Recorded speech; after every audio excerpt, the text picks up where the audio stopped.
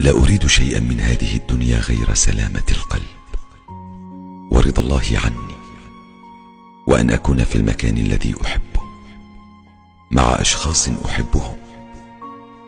أريد السلام وألا أؤذي أو أؤذى.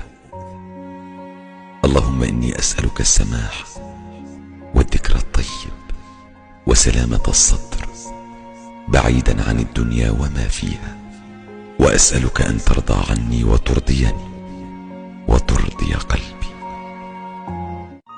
لا أريد شيئا من هذه الدنيا غير سلامة القلب ورضا الله عني، وأن أكون في المكان الذي أحبه مع أشخاص أحبهم.